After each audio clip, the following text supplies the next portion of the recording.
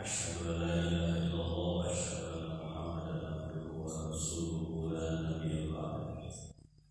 اللهم صل وسلم وبارك على سيدنا محمد وعلى آله وصحبه أجمعين. أما بعد، أيها الناس اتقوا الله حق تقاته ولا تموتن إلا وأنتم مسلمون.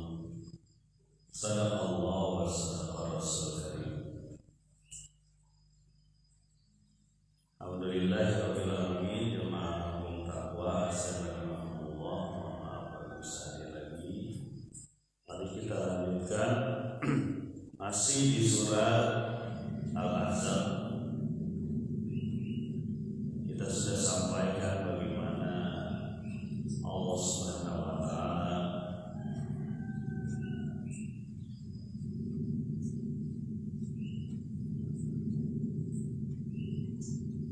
mengingatkan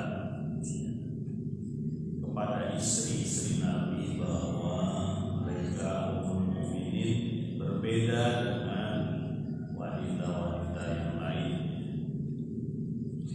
Jika mereka memilih Allah dan Rasulnya itu lebih baik, sementara jika tidak memilih Allah dan Rasulnya, hanya mengharapkan kehidupan dunia, pilihan mereka. Kalau mereka berbuat baik, mereka dilipat gandakan 2 kali lipat. Begitupun ketika mereka berbuat keji, akan disiksa 2 kali lipat.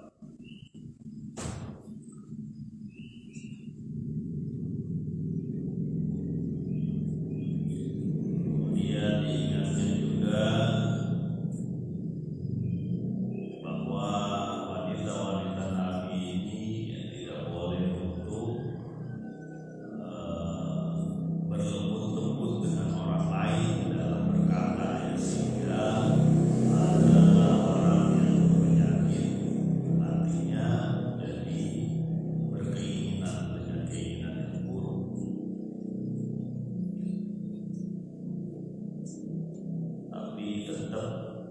dibolehkan untuk berkata perkataan yang baik, yang seperlunya saja. Mari kita lanjutkan di ayat yang ke-33 surat Al-Ahzab ayat ke-33. Bismillahirrahmanirrahim. Waqarna fi buyutikunna wa la tabarrajna tabarrujal jahiliyatil ula wa aqimna as-salata wa atina az-zakata wa ati'na Allaha wa rasulahu innama yuridu Allahu liyudhiba 'ankum rijsa ahlal bait wa yutahhirakum tathira. Dan tetaplah kamu kalian di rumah-rumah kamu, dan janganlah berhias serta bertingkah laku seperti berhias dan bertingkah laku orang-orang jahiliyah.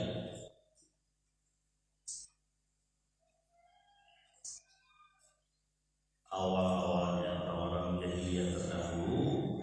Dan dirikanlah sholat, tunaikanlah zakat, dan taatlah pada Allah dan Rasulnya.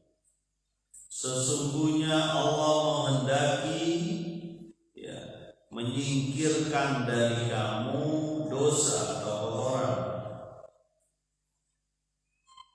dan membersihkan kamu semua, wahai keluarga Nabi, sebersih-bersih. Ini bagiannya lumayan panjang di ayat ini ya.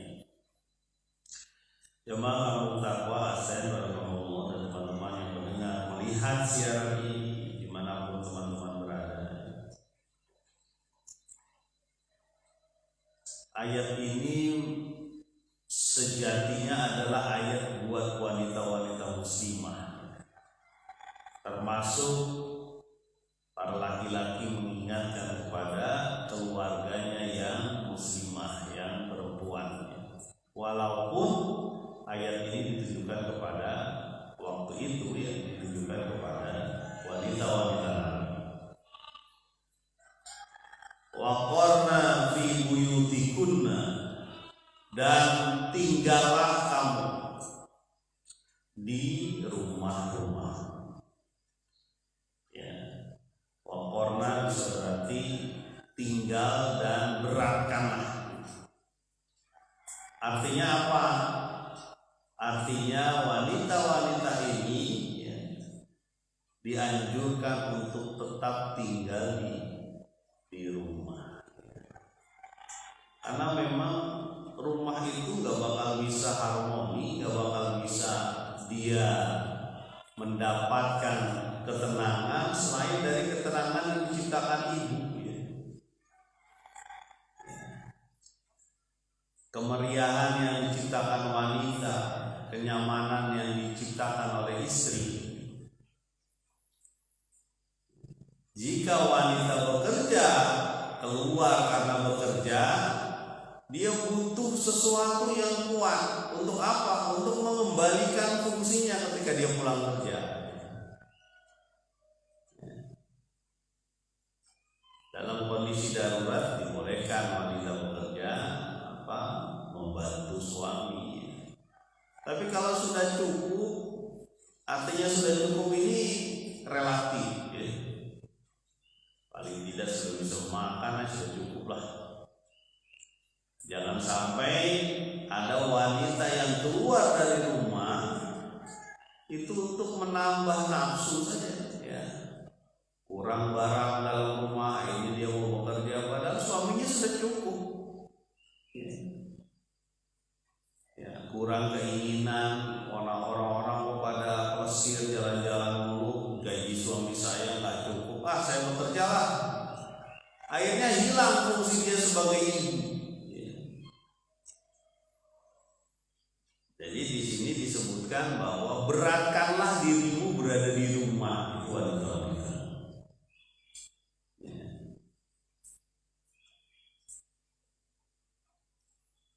Boleh keluar dengan batasan-batasan. Karena apa? Wanita yang keluar bercampur dengan banyak orang, laki-laki dan sebagainya, itu seperti yang melepas, ya, keluarga lah, ya.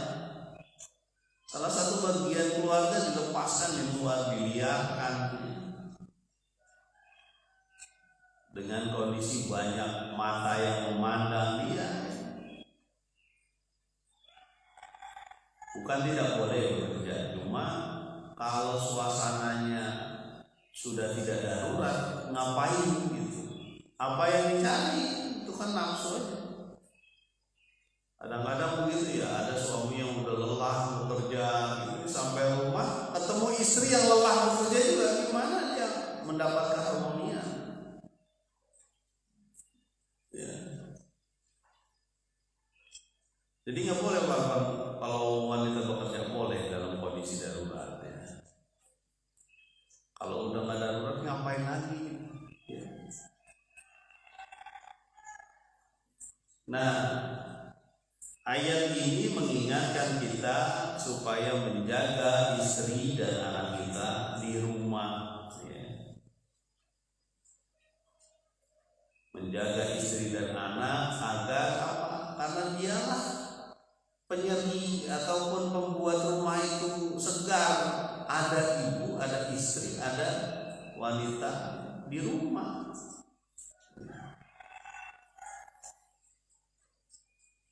Waqarna fi buyutikunna, maka tetaplah kamu tinggal di rumah. Tapi statusnya itu tidak haram keluar, tidak, ya.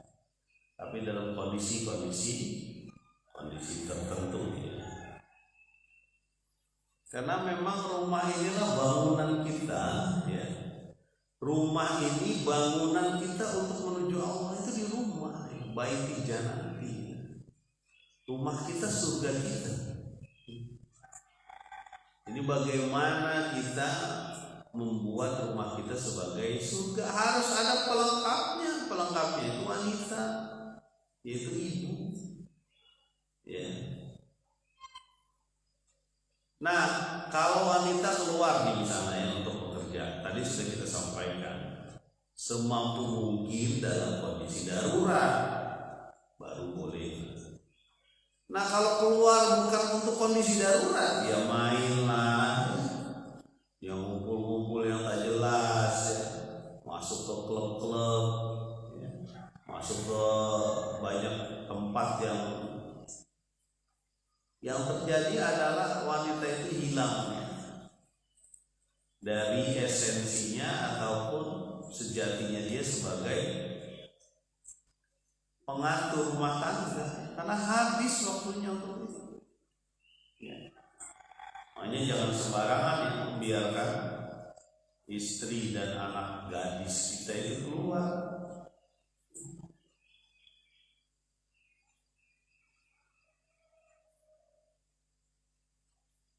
Potongan ayat selanjutnya, wala tabarrujna tabarrujal jahiliyatil ula, dan janganlah engkau berhias dan bertingkah laku seperti wanita-wanita jahiliyah dahulu dalam berhias dan bertingkah laku. Ini larangan. Tabarruj berarti berhias dan bertingkah laku seperti wanita-wanita jahiliyah bertingkah laku. Sekarang pertanyaannya, seperti apa sih sebenarnya wanita jahiliyah yang diingatkan dalam Islam yang tidak boleh kita lakukan? Beberapa ulama itu mengartikan begini, ini jauh banget berbanding kita. Yang disebut bertingkah laku jahiliyah adalah salah satunya orang keluar memakai selendang, ya, wanita keluar memakai selendang atau kerudung yang tidak diikat lehernya sehingga gelangnya kelihatan. Kalungnya kelihatan. Itu nomor satu. Nomor dua, yang tidak boleh seperti apa? Seperti jalan yang berlenggak-lenggok, itu nggak boleh. Ya.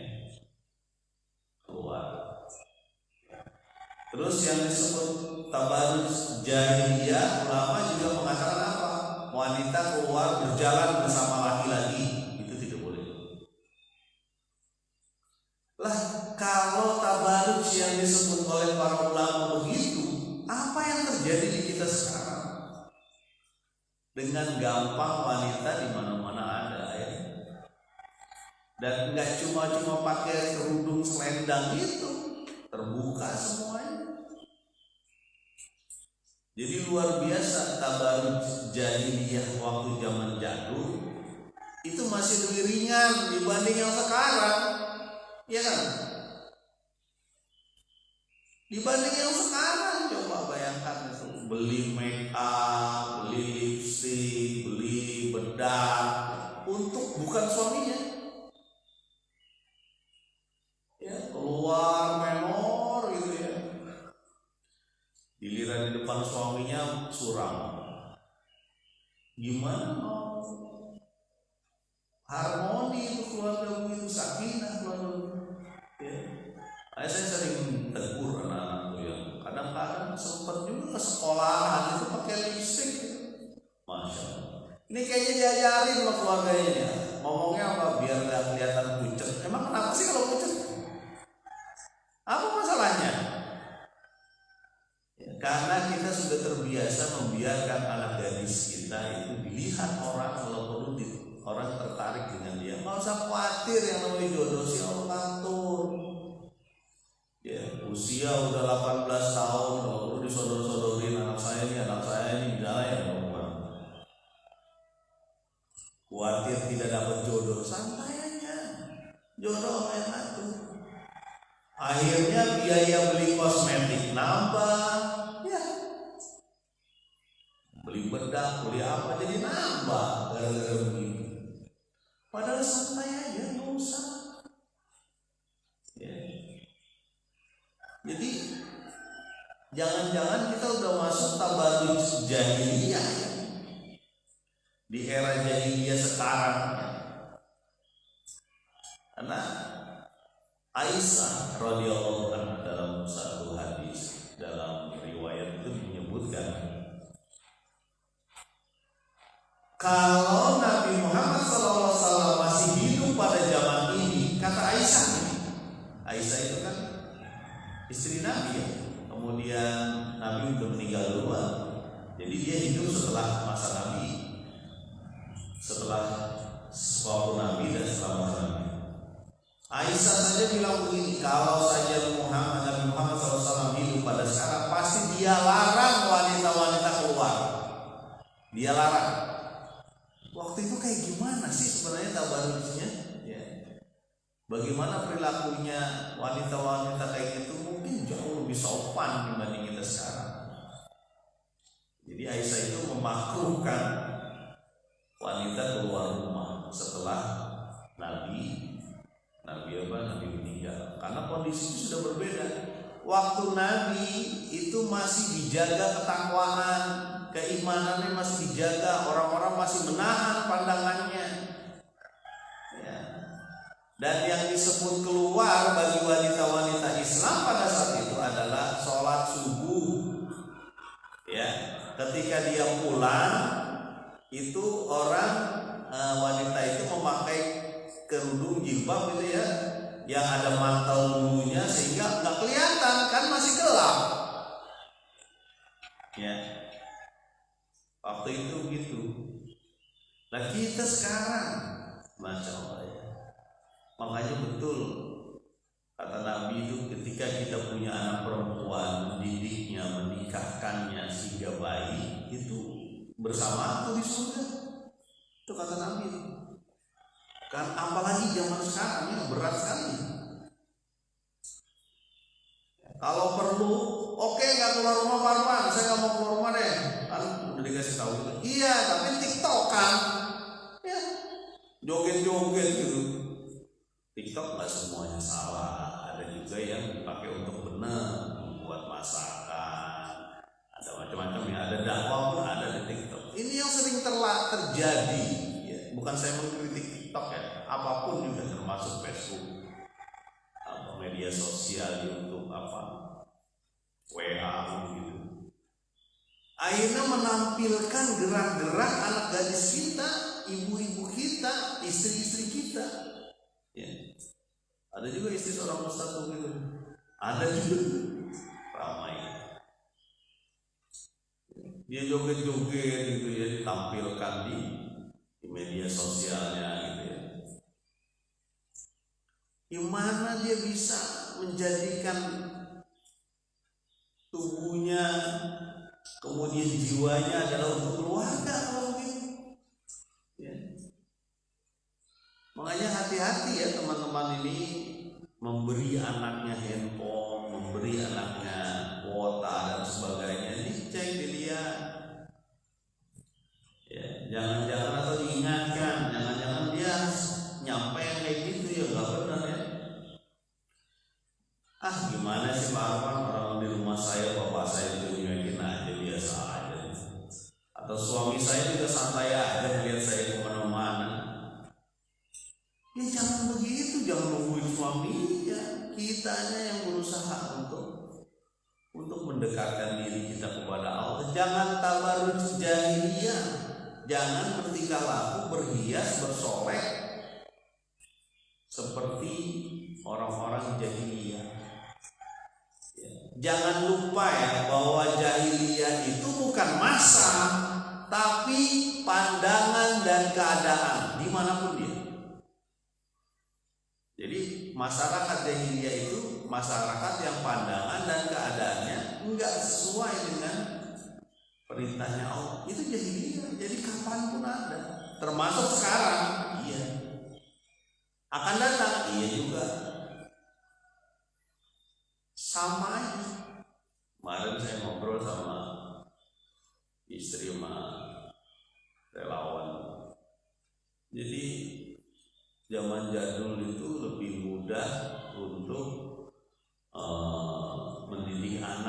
belum tentu juga ya, karena zaman jadul juga ada media-media, video-video, mungkin film-film yang mirip-mirip aja, cuma lebih tertutup mungkin dibanding sekarang ya. Kalau sekarang kan terbuka sekali ya. Makanya betul, jika kita tidak menyiapkan anak-anak kita, dia akan mendapatkan zaman yang berbeda dengan kita. Mungkin tantangannya lebih hebat, lebih mudah, tapi lebih hebat tantangannya.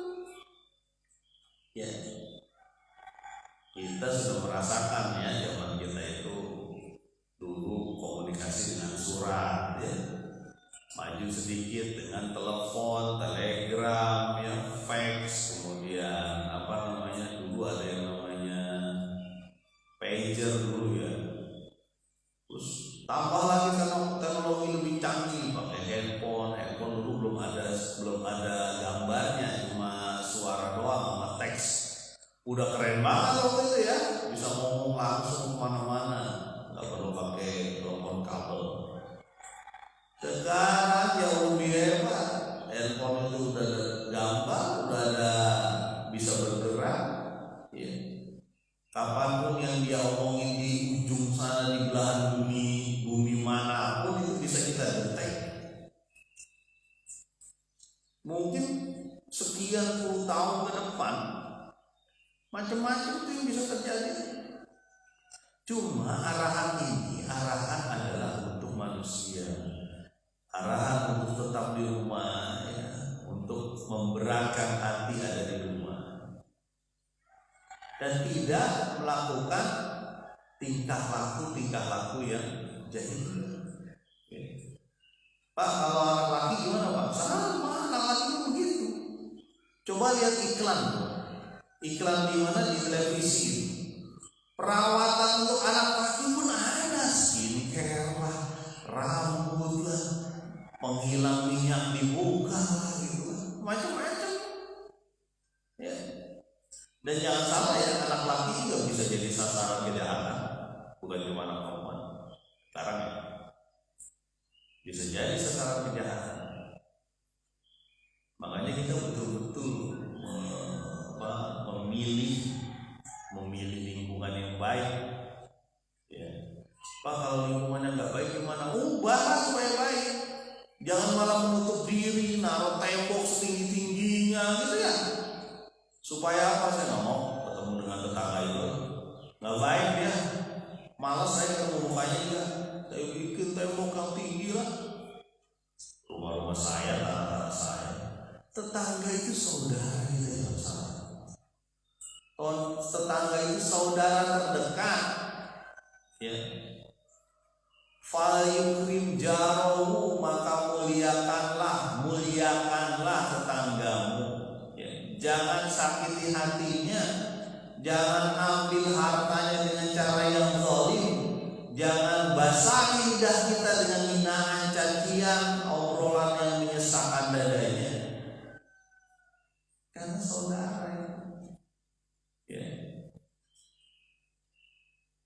Kalau perlu ajak dia, tegur dia kalau berbuat salah. Diomelin, Pak, saya nggak mau negur dia. Habis dia cemberut, nggak apa-apa, lebih baik cemberutin di dunia daripada nanti kita di akhirat nggak bisa nolong apa lagi. Tak bisa kita nolong, kan kita tak enak misalnya ya, tetangga kita tahu ada di bagian bawah neraka gitu ya, makanya ada seorang ustaz tuh pernah bilang begini, bagus ya.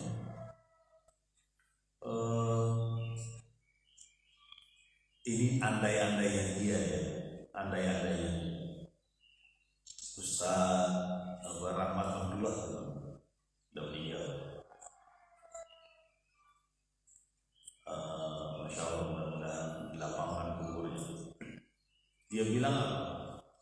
Nanti di akhirat, ini andai-andainya dia, nanti di akhirat ada orang yang nggak pakai jilbab, itu ditanya sama Allah, kenapa kamu nggak pakai jilbab? Kamu nggak tahu ya bahwa itu kewajiban seperti ini. Nah, kemudian dia ngomong begini, ya saya tahu sih Ustaz, tapi itu ada tetangga saya, dia biasa pakai jilbab. bagus gitu, rajin musola, tapi nggak pernah ngomong sama saya kewajiban itu, nggak pernah ngasih tahu saya, nggak pernah ngajak saya ke pengajian, ke majelis taklim, ke masjid, nggak pernah. Ya. Itu ditanya juga itu orang yang pakai jilbab, orang yang benar lah kehidupannya salah. Itu ditanya, kenapa kamu diem aja? Ada tetangga kamu mungkin masih berputar dalam kemaksiatan, kamu diam saja. Ya. Sampaikan. Makanya buku ya balighani walau ayat, balighani walau ayat. Sampaikan dariku walaupun satu ayat. Nggak cuma sama tetangga ya, sama keluarga juga, termasuk sama diri sendiri. Ya. Ini kita ngomong seperti ini sebenarnya ngomong pada diri sendiri, ingetin. Bukan cuma kepada orang, kepada diri sendiri juga ingetin. Jangan sampai kita berhias dan bertingkah laku jahiliyah, berlaku juga untuk anak laki. Ya. Kan banyak tuh anak laki tuh, makanya ada hikmahnya juga saya kadang-kadang berhubungan di media sosial ya, dengan anak-anak termasuk remaja. Ada yang nampil itu isi-isinya ya begitu aja tuh, isi-isinya gabut begitu kan. Kadang-kadang saya komen, bahkan ada murid saya itu yang tadinya rapi jilbabnya nggak pakai jilbab, diingatkan. Ya, disampaikan walaupun mungkin dia kesel, ya bapak atau istri ya, istri juga suka mengingatkan. Bahkan ada satu orang saya masih ingat ya, murid saya itu, ya murid saya pada waktu itu bagus ya saya, tetapi ketika dia sudah bekerja dia mainnya di mana? Di karaoke. Mainnya di karaoke saya tegur. Saya sampaikan, ya, saya uangnya kalau untuk ini mending untuk sedekah, untuk keluarga, untuk apa? Saya diblokir sampai sekarang. Masih ingat ketika saya ngomong, saya kebayang wajahnya waktu dia SMP dulu, ya. Dan ketika dia bekerja, dia mengamburkan uangnya untuk itu. Saya sampaikan, saya diblokir sampai sekarang nggak ada lagi berita dia. Tapi saya sudah menyampaikan. Saya sampaikan bahwa ini sesuatu yang sia-sia, nggak benar. Mendingan dipakai buat keluarga, kalau perlu buat kuliah kamu lah, apa saya sebutin. Saya sampaikan, saya ingatkan. Ya. Saya diblokir setelah itu. Ya. Nggak apa-apa lah. Saya menyampaikan juga, dia bukan anak saya, tapi saya menganggap dia anak. Biar bagaimana kan mereka harus kita sampaikan.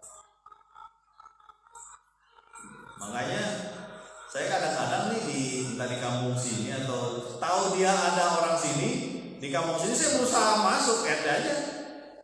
Saya add friend aja gitu. Kepada siapa aja, termasuk teman-teman ya. Sebagian yang di kampung ini sudah berhubungan dengan saya, walaupun sangat terbatas ya, kalau Facebook kan terbatas 5.000 orang.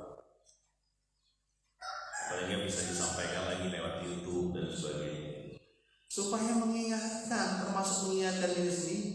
Ya. Wah, ini baru sampai tabaruj jahiliyah. Ya.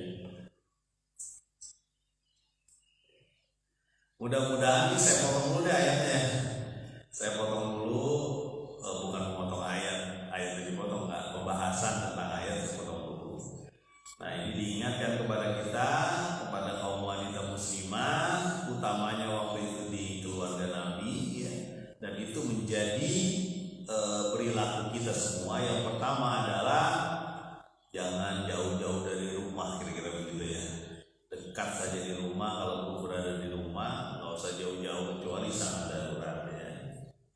Kemudian yang kedua, jangan bertingkah laku tabaruj jahiliyah. Ya, berhias, bertingkah laku ya. Sayanglah uangnya itu juga kalau misalnya buat yang kayak gitu ya, pakai pakai minyak wangi sampai orang naik motor aja kewangian gitu. Ya, jangan sampai ya. Apalagi anak wanita ya, boleh menghilangkan bau badan itu boleh, tapi yang wajar aja. Jangan sampai naik motor itu kita yang lagi jalan atau naik motor di sebelahnya kecium baunya. Berarti kuat banget parfumnya itu. Ya. Bagi laki-laki itu ada sesuatu lah pasti terbayang hal yang nggak bagus. Nah, kalau kita memahami ini, biaya-biaya untuk itu bakal turun, benar ya? Biaya membeli parfum jadi turun ya, terutama parfum demikian. Kalau buat ketika di rumah dan di keluarga nggak masalah juga.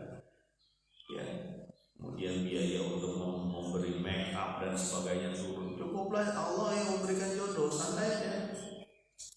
Nggak usah cakep-cakepin tuh tiga datang ke sana ke sini, udah cukup. Muka kita pakai air wudhu itu udah mantap. Maaf sih nggak ngerti kayak gitu, ini kan budaya kita. Budaya harus disesuaikan dengan kitab Allah. Karena itulah satu-satunya jalan kita untuk menuju akhirat. Cuma itu satu-satunya. Disesuaikan dengan kitab Allah.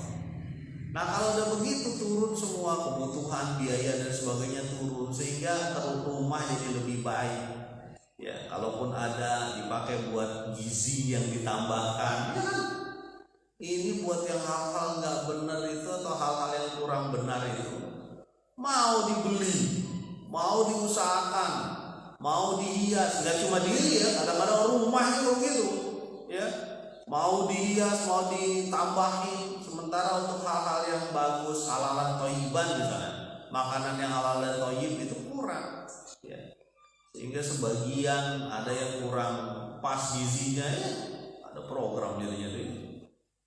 Karena apa? Karena biasa begitu, biayanya dipakai untuk hal-hal yang tidak prioritas dia sebagai muslim atau muslimah. Mudah-mudahan kita nggak seperti itu. Subhanakallahumma wa bihamdika asyhadu an la ilaha illa anta astaghfiruka wa atubu ilaik. Assalamualaikum warahmatullahi wabarakatuh.